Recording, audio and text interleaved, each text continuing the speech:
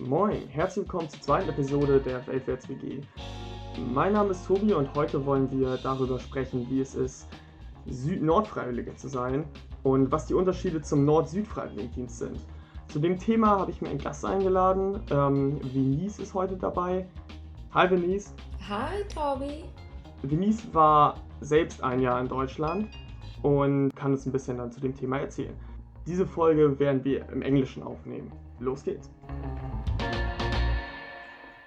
So, Venice, can you shortly introduce yourself? What you're doing, what did you do in your volunteer service, how old are you, where are you from?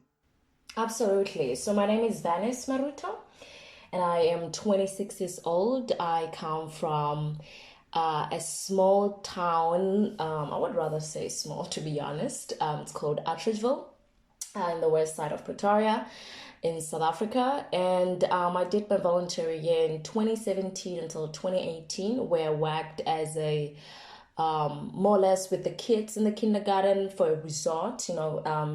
Guests will come with their kids and will kind of look after their kids every now and again. And I just did that part of responsibility, or had that type of responsibilities when I was working in the north, which is like in a small town as well, again, called Neuhallingezel. And yeah, that was really, really amazing. And later on, I went back home after like a year of staying in Germany. I went back home. I worked in other projects that were related to, some of the German projects that they were giving in South Africa specifically. And I then 1.5 years later, I came back to Germany. So currently I am studying for my BA in international business. And I'm also working currently in another brand as well called V Collective. So yeah, that's my journey so far. And I'm so happy it has come out to be this way. That sounds really great. So you're also doing the stuff which you did in the volunteer service in one way or another also after the service. So you're still carrying on the task. Yeah, so basically when I came back to Germany, I came back almost 2 years ago, and the first program that I did was being an au pair. A lot of people really had their struggles and stuff like that, but for me it was like I met this great family, and I wanted to come back for the language actually, because when I went back, I realized I was still lacking with the language, and then I thought maybe let me go back. But this program was really amazing for that, because I would exchange my services of teaching the kids English, whereas on the other side, I'll be learning German. And that's the whole point why I came back, or through that program, that's how I came back. So I guess certain things you don't see them coming, but it kind of really followed me a little bit later on in life. And I have to tell you, currently I enjoy it so much. I think being around kids is one of the most amazing things. I never knew I would be so good in that area, but I have to say I am really, really good, and I really enjoy it as well. And why did you decide to do this volunteer service in Germany? That's a great question. I mean, I always try to give a background on how it started, basically. I was a communication student wanting to do an internship, and by grace, I ended up in an organization called TLF in Pretoria, and they were working with the Friends of Friends, which they will bring their German volunteers, 10 German volunteers to South Africa in that organization.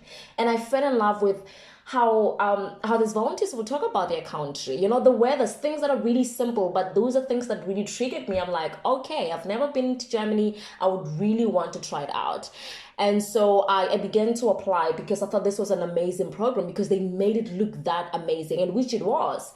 And so after doing my internship there, I worked a little bit, and after applying, I got an opportunity. I was called, got an opportunity to do an interview to come to Germany, which I did the second time as well.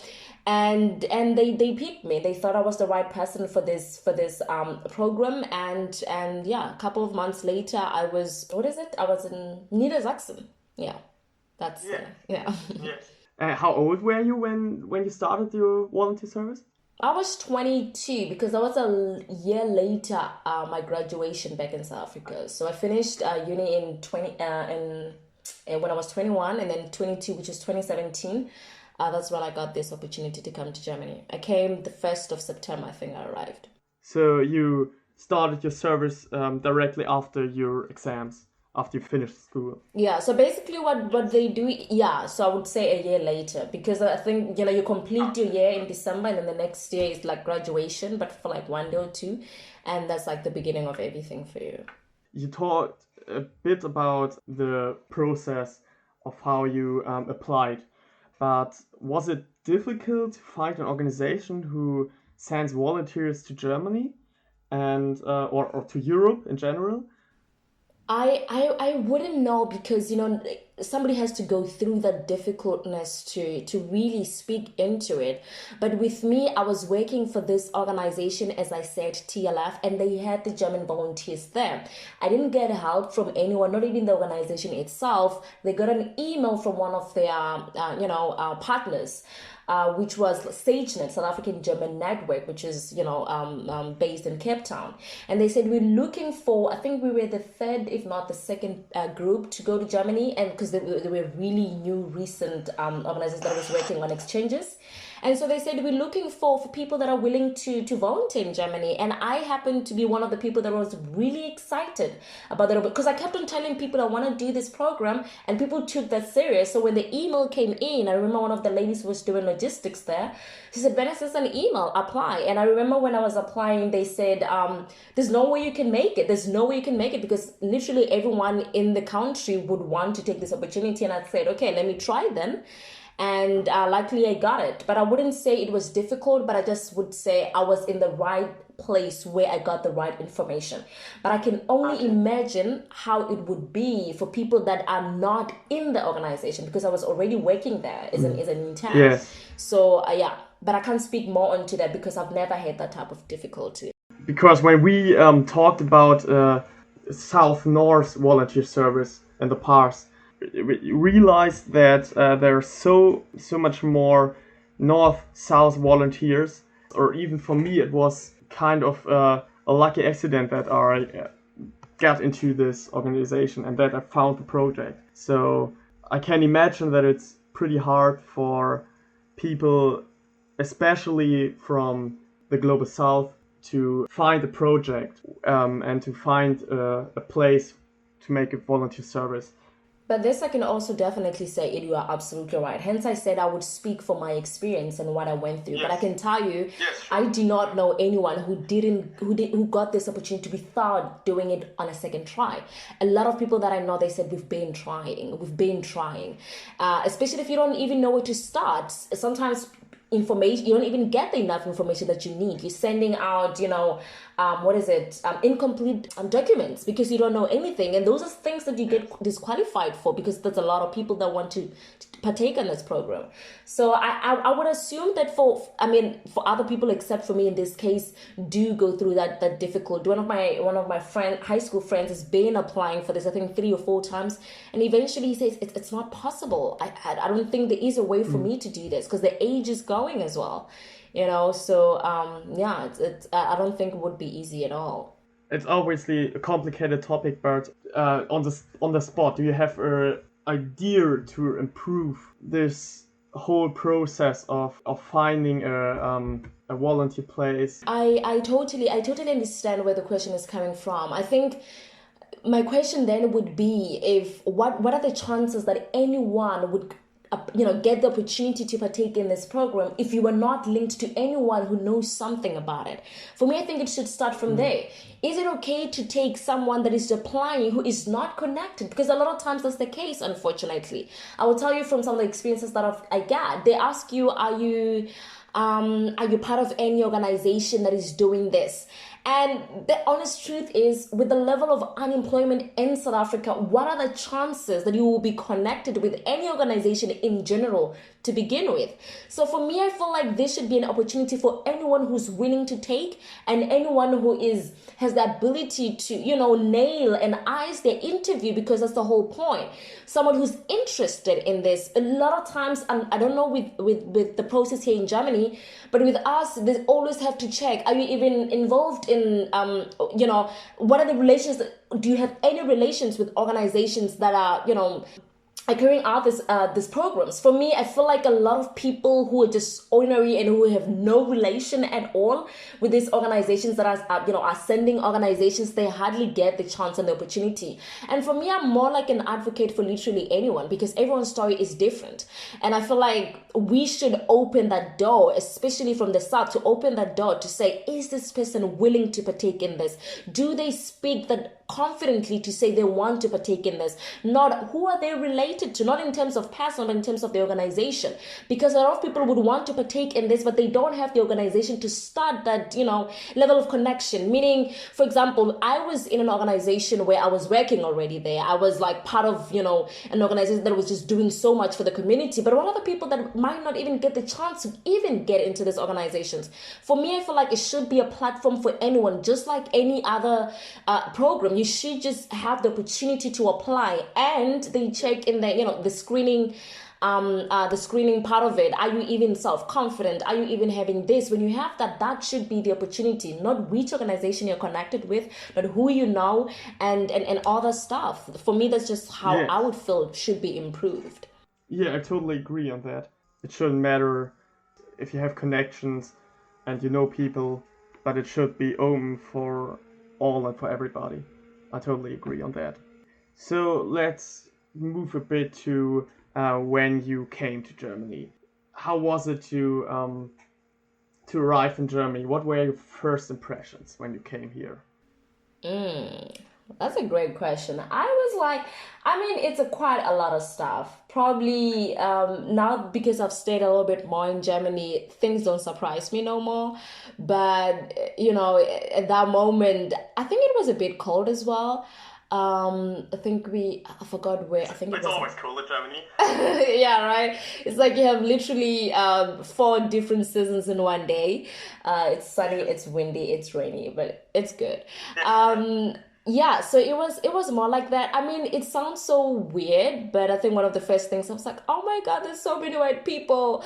Where my black community at? So I think this is the same thing a lot of people would go when you've never been to Africa before. You're asking yourself, wow, there's so many rich, strong, a whole little number of, a black community. And that was the same thing, because it was the first time I had traveled. I have seen in South Africa where we're mixed, like we literally have everyone, but here it was more like specific, the same people who like the same race and stuff like that. And I thought, wow, it's like I've never came to Europe before, so this is what they're talking about. And the calmness really of the country, the order in the trains, the order literally everywhere, everybody just going about their life, the hustle and the buzzer. I forgot which airport it was where I got off, but it was just like really, really a new thing for me. I remember we were hungry. We were like, no, we want to eat something. And one of the organizers, she organized some food for us, which we're like, oh, good Lord, what is this? And it was like a lot of stuff. But I really had so much expectations. I wanted to see everything about Germany. I wanted to experience everything. But I also thought it was like really great place to be at. And except for the weather, I thought, wow, this is just an amazing, amazing place. And I guess that's where my journey began. You told me that you are or you stayed in a small village. I think it was in the North Sea, isn't it? On an island or something. Yeah, it was in the North Sea, I think. How did you experience the people there? So it's obviously a big difference if you're in a city or in a village. And also the people are often more open-minded in a big city like Berlin, for example, or Hamburg. But in a small village, it's often something different. How was it that? Or how did you connect with the people?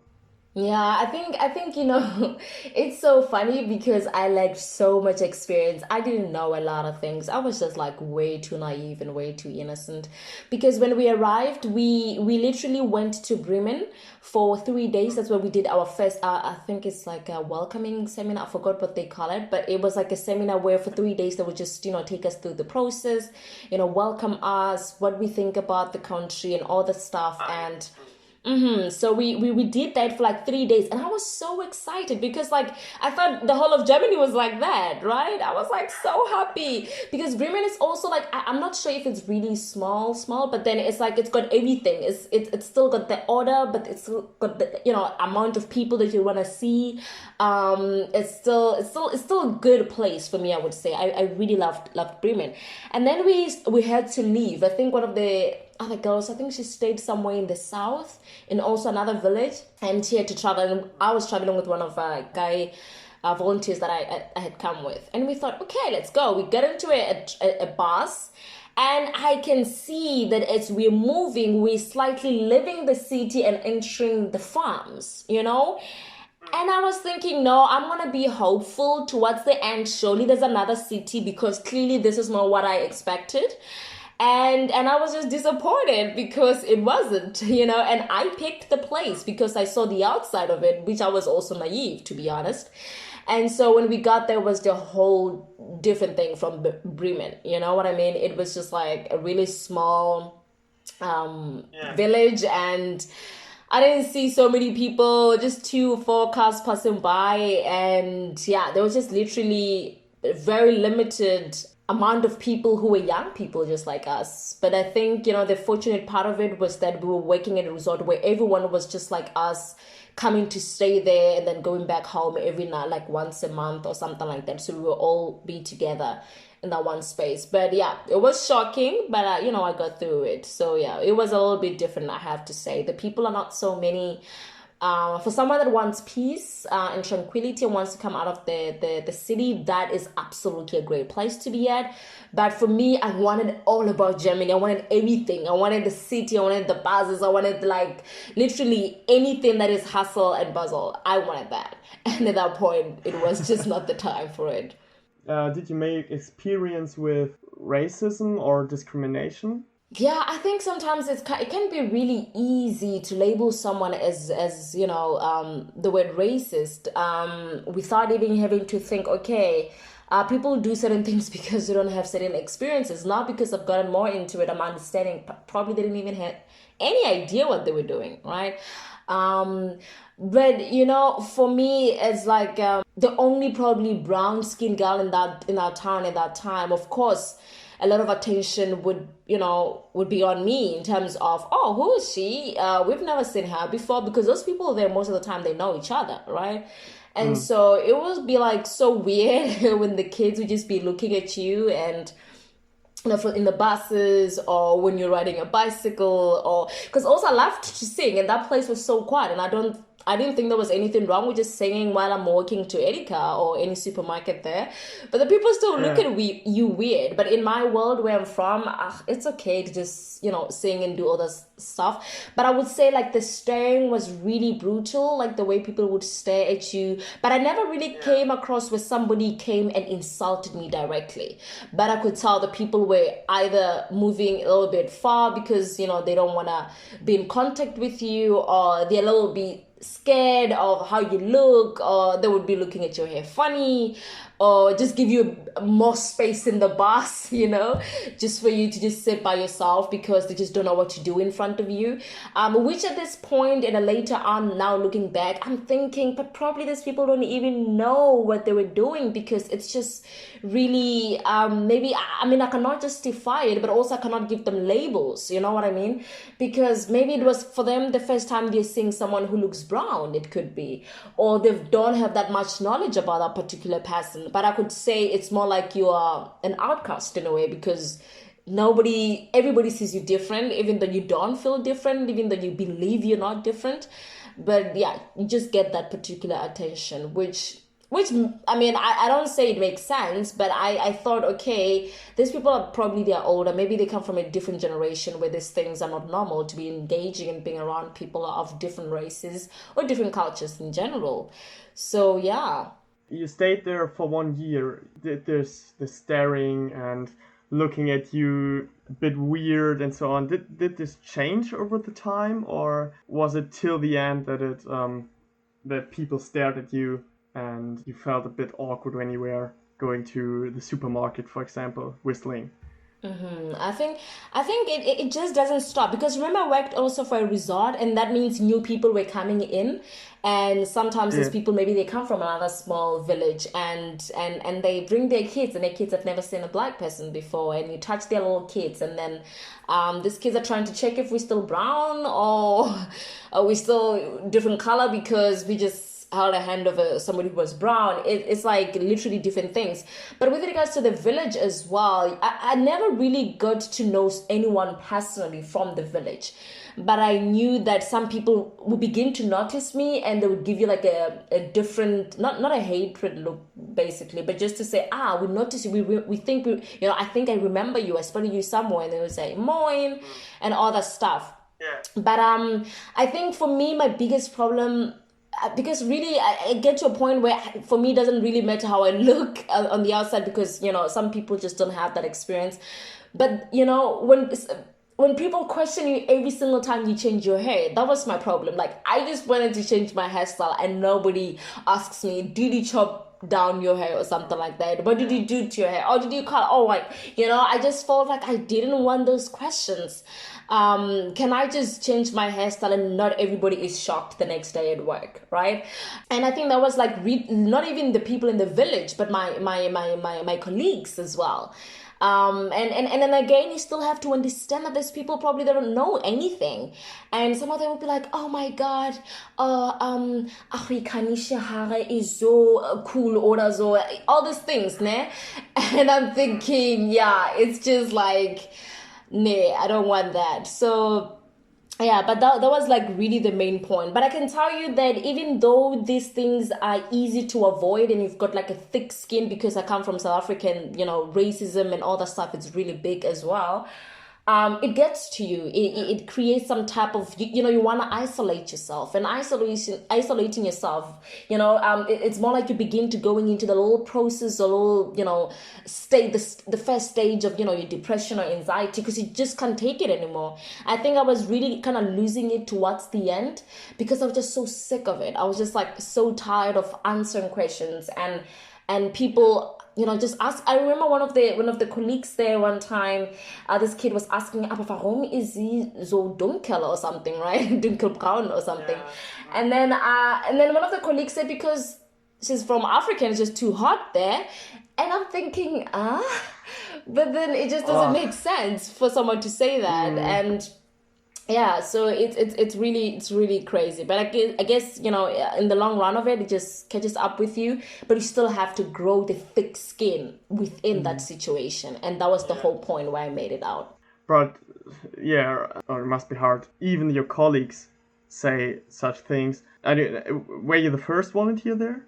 Or the first volunteer from Africa or South Africa? We were the second. There was a first one. The second, okay. Yeah, we were the first. The first one went, and the way his experience was in Germany, I think he wanted nothing to do with this experience ever again. I think he really, the depression really, hit hard. And we were the second one. I think after us, I'm not quite sure if it's still happening, but that's not a place to place anyone in general for any experience. I think it was like a really, really quiet place to just put a young person. Hopefully they find themselves. Yeah. It wasn't.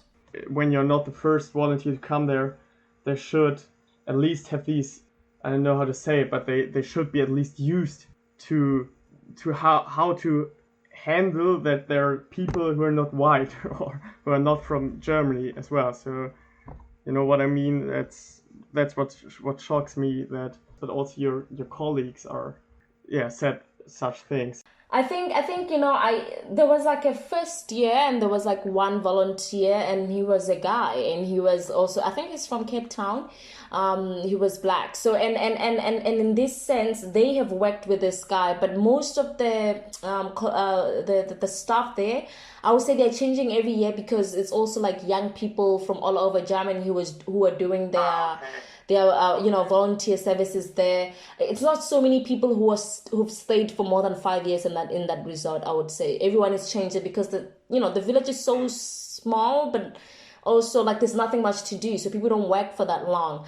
But also, I would say for my case specifically, I was not only the next black volunteer who came there, I was also a female, first black female, and of course the hair thing was a big thing because they've seen a guy with a short hair, they thought that was it, right? And then having to be a female who constantly changes their hair, and probably you wear different, and everything is just questioned. And I can say also the guests sometimes, depending on where they're from. Maybe, for example, they're from in another small village in the south, I don't know, or wherever in Germany, and they're having this experience, it's a little bit different. Now, because I'm in Berlin and I know a little bit of Berliners, we would have some guests who are from such cities, and for them it didn't matter. They would even have a conversation with you, and they would ask you, why did you choose such a small village? And because they know the experience, they know what type of places would be fit and good for somebody who's just from outside the country, who's having their first time in the country and all that stuff. But I would say that I cannot really say nothing would prepare them, and nothing would also prepare me in general for the stares that the people there would give you. And I don't think also they would be prepared enough, unless maybe, for example, they would go to a seminar where they are taught how to handle people of color, which I don't think would be right, You just have to educate yourself in general. Yeah, it's interesting now that you have the comparison between the small village and Berlin, which is the biggest city in Germany, and also your experience in both of these places are so different, I guess. Most definitely. They are absolutely different, yeah. I did a volunteer service as well in Botswana, as you know. And we talked about with other volunteers that we had this feeling of being privileged when we came to Botswana or South Africa or Ghana or Ecuador or whatever. So I was in a small town where also a lot of European people lived or visited, but there were other volunteers from Ghana, for example, in small villages where there were one or two volunteers and the only white person or persons in the town. So you had the feeling of being privileged because of your skin color. And did you had this feeling as well? Yeah, so thank you for that question. So as I told you, I had my first semester already in uni, and we have this course called intercultural management, and this is where we're talking about different cultures in general. And we have this lecturer of us who has been in China for quite some years, and she says we're talking about racism in general, and she says for her it was a little bit different, and in China they don't see white people as in a bad way. They praise the white people. Everybody wants to be in Europe, and they just have this great thing about them. And I think she said, yeah, this is also racism because they assume certain things about white people, and but racism doesn't always have to be negative. It's also like there's positive racism. And I have to come in and I said, I don't think there's anything that is positive racism, to be honest, personally, because this is the same situation we have in South Africa where white people are getting the privilege because they're just white and they treated right. Whether it's like Germans coming to South Africa and you looked at as a somebody who has money, comes from a good family, who just got everything sorted out. And I had to really stand up and say there is nothing called racism. We need to just yes, I absolutely agree. That's you know yeah. what I mean? Yeah, that's not what I meant. I don't want to compare to racism. No. I'm just trying to say, just to make it sure. in comparison to how the white people are treated in certain countries. You know what I mean? Because this does not only happen. I'm a big fan of the Korean culture as well, and I see how they portray white people. The minute you have a white skin, it's like you're getting so much attention, and the minute you have a black skin, whether it is in the entertainment industry or whether you're automatically looked at as somebody that would play that role where stealing something in the supermarket or being part of a gang or things like that. And I think we just need to call it for what it is. It's just privilege because the skin is like that, but there is nothing as positive racism. And I'm so happy that you brought it up because a lot of people don't understand and they don't see that. You know what I mean? So it's like we need to just call it what it is. Unfortunately, Toby, when I'm in the same space with you and we're in a certain country, you're going to be treated different than I should be treated different, whether I'm more qualified than you, whether I've even got more money than you, whether I've got more work experience than you. And I think that's just not fair to have that. You know what I mean? And Yes, whereas, for example, when you look at these volunteers, when the Germans are coming to South Africa, it's that type of privilege, even though they don't want it, because a lot of times the Germans are like, yeah, but just treat me ordinary, don't give me the special attention, which is, I mean, it makes sense that you don't call for it, but with us it's more like hatred. Oh, look at your hair, it's looking so weird. Oh, you're brown. Oh, they're calling you the N-words for some guys. I remember when we went to a street thingy that they normally do here in Germany, and they called one of my gay colleagues the N-word, and you're thinking, but what is happening? So I think we need to also just look into that, and I mean, there's nothing we can do just except for people educating themselves, but we need to also look at the privilege that the certain skin brings you with. Not that we're fighting with that, but we're trying to say we're fighting the people that don't have enough knowledge to understand that on its own is the problem. Hence, I was giving you the background of what I had with my lecture, and she came to think about it, and she was like, yeah, actually that is absolutely right. I cannot believe we didn't even think about that. And I'm thinking that same attention where you're giving somebody because you assume in Europe this is what it is, and if you're giving them this crown and all that stuff, I think should be wrong, or either should be given to basically everyone in a way. Yeah, absolutely. It's such a important and interesting topic. I don't want to cut it off here, but I would also like to move on to the next topic. Do you want to say something about what we talked about? Otherwise, I would move on to the next question. Yes. I said you can move on. You're not cutting me at all. We can definitely move on. Maybe we can continue with something more positive and more cheering. What was your nicest or your funniest experiences which you met during your volunteer year? I think, yeah, it's a little bit hard to pinpoint. Just if you have something in mind. Yeah.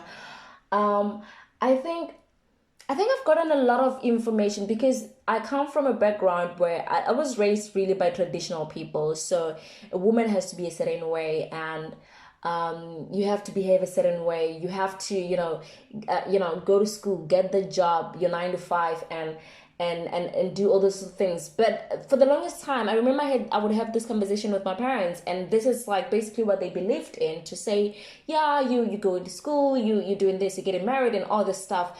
And I always thought, but maybe there's something wrong with me because I've always fought against that, I always thought, yeah, but there should be something bigger than just living your life like that. And I think coming to Germany was like that moment where I realized all this time, all my life, I've been spot on. It's just that nobody really saw that. So in Germany, people grow up with that mentality and it's normal for them. But where I'm from, specifically with the family structure that I've heard, being raised by traditional parents that just believe, not that they're pushed to generally, but you cannot deny the fact that, the influence that your parents or your family basically have on you could also be quite a lot. And so I felt like a rebel for quite some years in my life. But when I came to Germany, I realized actually there is a reason why I felt like that. And that was for me the best thing I found out, that just because you're stuck in South Africa or you are in South Africa, it doesn't mean that some of your opinions are wrong. And maybe you just need to go out there and see in other countries, in other worlds, from different cultures. Maybe this could be a way for you to realize that you've been an advocate without you even having to realize it. And I think that's because this, one of the questions why people ask you, why are you still back in Germany? I think it's for me to just suck on that knowledge and wisdom and see how people are doing things differently, breaking all those, traditional walls, and just exploring, especially as a young woman, to see yourself being able to move beyond just the ordinary. And I think that was the best thing that has happened to me when I came to Germany. And I feel like this knowledge, I don't want to trade it for anything else. Do you have something which you can compare between South Africa and Germany? And something which is different? Yeah, for example, I can tell you, I can just bring two things. So I don't know whether I'm not gonna really speak for a lot of South African, but I know that a lot of people in my culture specifically, because I was born in Limpopo, which is like another province away from Pretoria. But then the woman there, for example, I know it also happens in Germany many times, but the man has to have a certain standards, right? As a young girl looking or aspiring into marriage, you're looking for individual who's male, who's got a job, who's got this, who's got that, who's got all these things, who would lead you as a woman, who would make rules a lot of times for you, who would all these things that you have to follow. But I think coming to Germany has made me realize that, but maybe that's a really a weird way to put a man in. For example, I've seen men here cry a lot, which I normally didn't find in South Africa.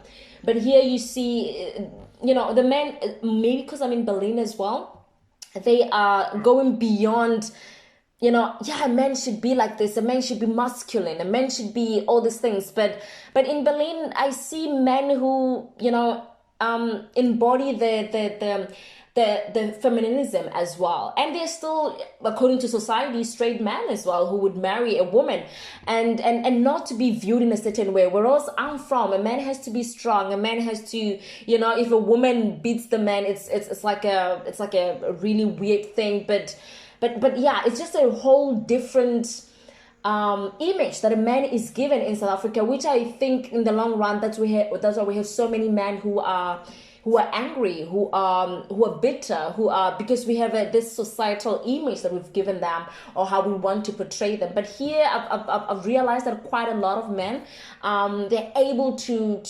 release themselves, and in terms of their emotions, what they want, and a whole lot of different things and stuff like that. And I've seen the difference in between, and I thought, but in a culture, in a world where I was raised, this should not be normal, a man shouldn't dress like that, or men shouldn't do those type of things, a man should always be carrying stuff for their woman. But here in Germany, it's not even a big deal, and stuff like that.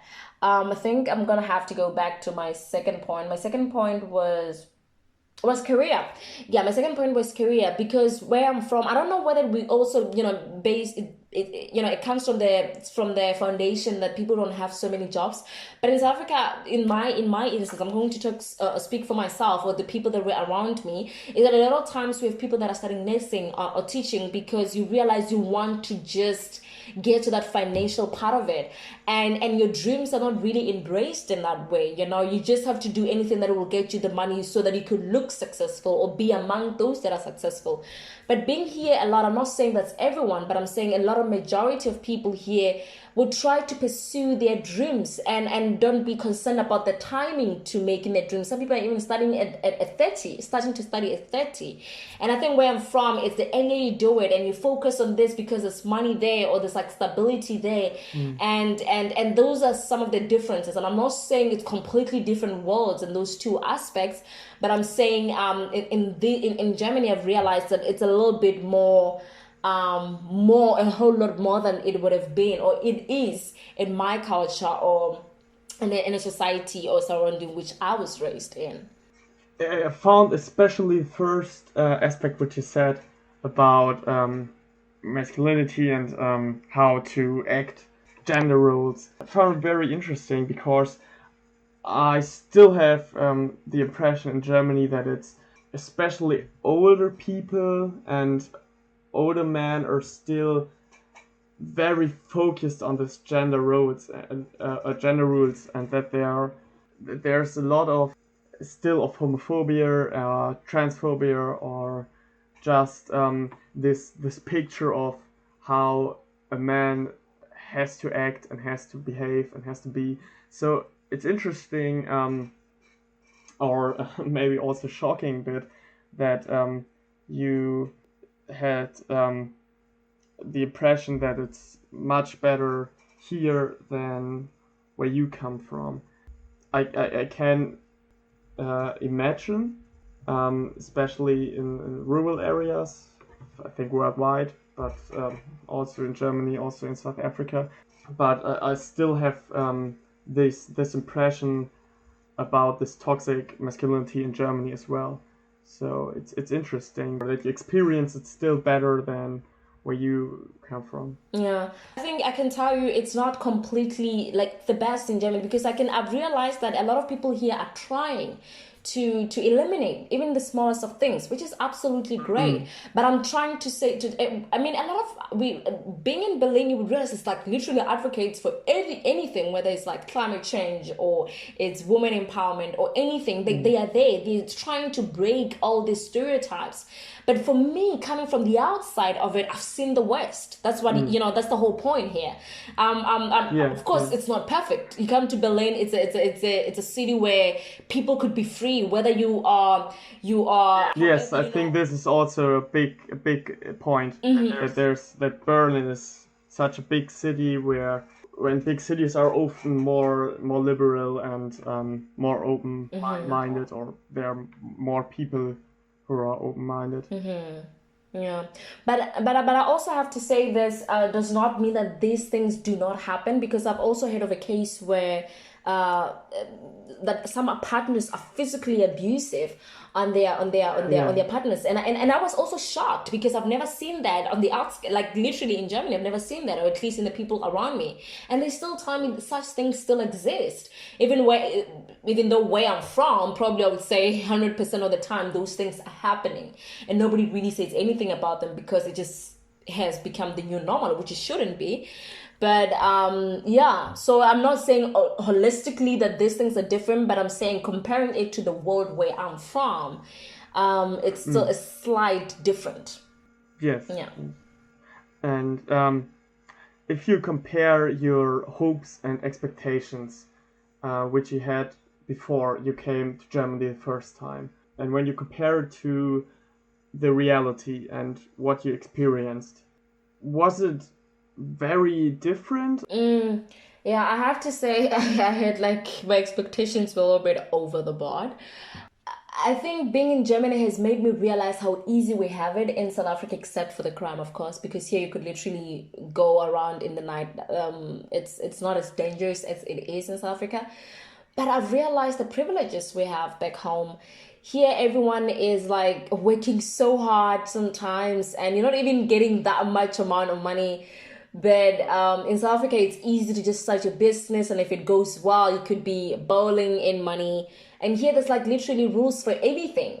And some stuff are a bit unnecessary, True. Yeah, and I've realized how we have it easy in South Africa. It's like, yes, we still also have our own problems, but then we have the people are free to say anything, to do anything, to just.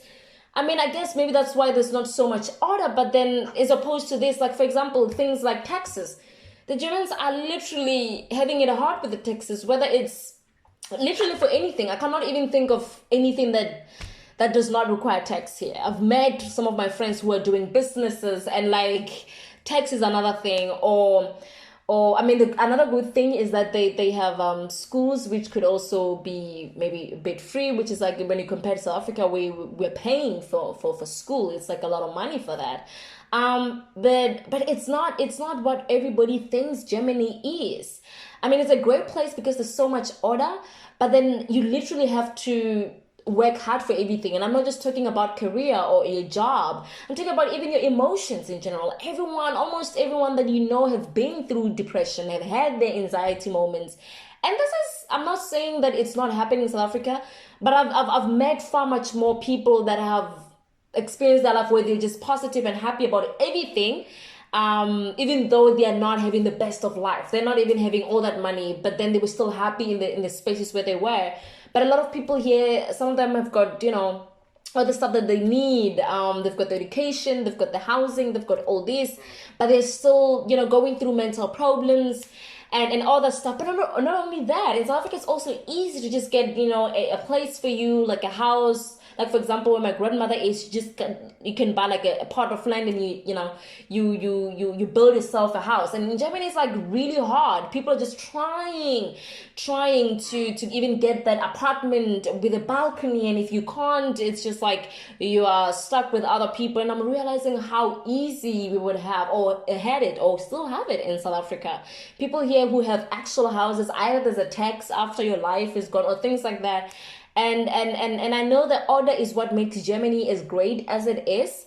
How people are doing their job that well, but there's no sense of easiness. And I think life should be about that. When you would see that people are going through so much emotionally and internally, they're going through a war by just being in the train, and you like do the wrong move and they're just, busting out, and you're thinking, could they be having a bad day? But that's a little bit over the bar for somebody who's having a bad day, and those are really small things that are just, important. For me coming from South Africa, because probably you've seen us in the media. South Africans are really crazy, easygoing. It's just a space where you just want to be around. And I think a lot of South Africans who've never been to Germany would assume, in Germany you have everything, you have all these things, but it comes at a price. Yeah.